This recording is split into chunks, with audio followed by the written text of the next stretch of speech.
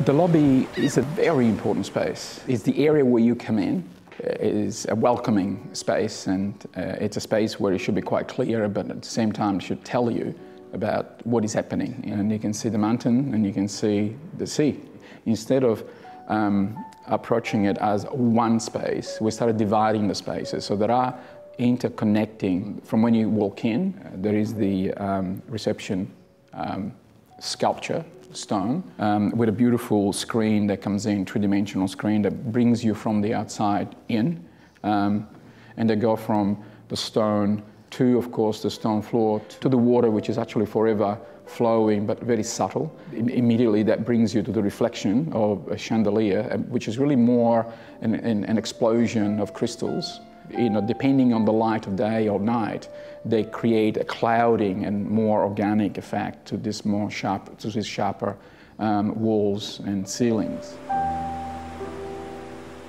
Initially, with this small studio apartment, we had an idea that perhaps we could use the location of the spa on the balcony and connect to the idea of the site as a mountain island in the sea, in the ocean, to actually create a carved stone wall all the way along the apartment edge, right out onto the balcony. And at the end of that, to have the spa as a destination in the apartment. We brought to the executive suite a timber materiality.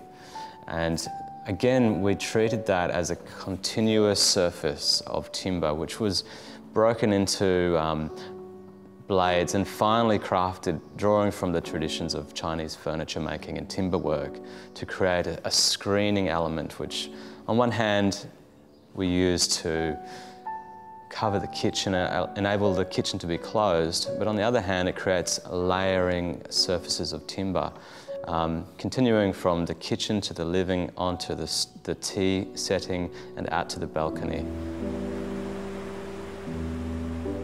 Penthouse is really a penthouse.